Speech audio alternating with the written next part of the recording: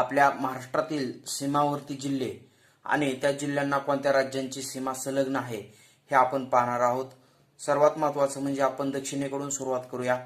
बघा, आपल्या महाराष्ट्राच्या दक्षिणेला असणारं गोवा हे राज्य, या गोव्याला सिंधुदुर्ग या जिल्ह्याची सीमा संलग्न असलेली दिसून येते। त्याचबरोबर सर्वात महत्त्वाचं कर्नाटकला एकूण 7 जिल्ह्यांच्या सीमा संलग्न आहेत। त्यामध्ये सिंधुदुर्ग, कोल्हापूर, सांगली, सोलापूर, त्याचबरोबर धाराशिव, लातूर आणि नांदेड, म्हणजे नांदेड 1, लातूर 2, धाराशिव 3, सोलापूर 4, सांगली 5, कोल्हापूर 6 आणि या ठिकाणी सिंधुदुर्ग 7, या 7 जिल्ह्यांची सीमा या ठिकाणी कर्नाटकला संलग्न आहे।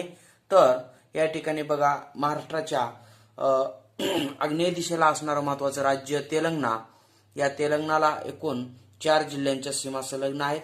त्यामध्ये गडचिरोली आहे, चंद्रपूर आहे, यवतमाळ आणि नांदेड हे 4 जिल्हे तेलंगणाला संलग्न आहेत।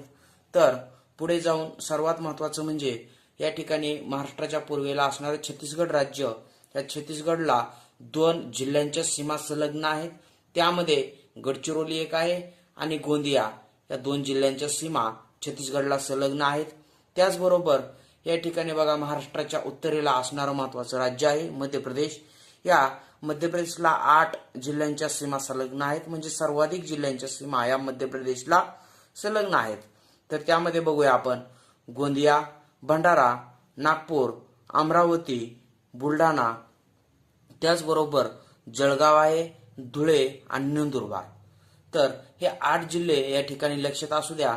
त्याचबरोबर सर्वात महत्त्वाचं म्हणजे बघा, महाराष्ट्राच्या वायव्येला असणारं गुजरात राज्य, या गुजरातला 4 जिल्ह्यांच्या सीमा संलग्न आहेत।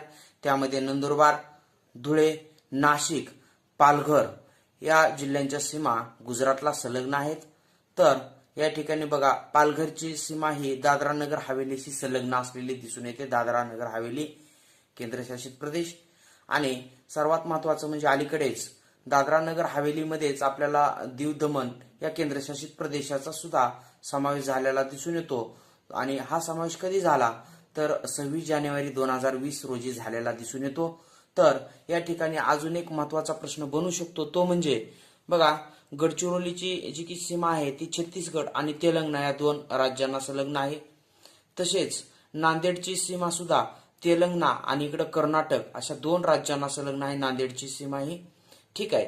त्याचबरोबर गोंदियाची सीमा ही या ठिकाणी छत्तीसगड आणि उत्तरेस असणारं मध्य प्रदेश या 2 राज्यांना संलग्न असलेली दिसून येते। तसेच या ठिकाणी नंदुरबार, धुळे, ठीक आहे, हे 2 जिल्हे असे आहेत की त्यांची सीमा मध्य प्रदेश आणि दुसरं म्हणजे की गुजरात या राज्याला संलग्न असलेली दिसून येते। तर विद्यार्थी मित्रांनो, या ठिकाणी सिंधुदुर्ग सुद्धा असा एक जिल्हा आहे की त्याची सीमा ही गोवा आणि कर्नाटक या 2 राज्यांना संलग्न असलेली आपल्याला दिसून येते। तर या अनुषंगाने जर आपल्याला प्रश्न विचारला तर MPSC असेल किंवा सरळ सेवा भरतीमध्ये हमखास एक मार्क आपल्याला मिळू शकतो। तर या ठिकाणी आपण थांबूया। आपण जर या चॅनलवर नवीन असाल तर अशा नवीन व्हिडिओ पाहण्यासाठी GK दरेकर सर हे YouTube चॅनल या ठिकाणी सबस्क्राईब करा। त्याचबरोबर हा व्हिडिओ जास्तीत जास्त शेअर आणि लाईक करा। या ठिकाणी आपण थांबूया। धन्यवाद। जय हिंद।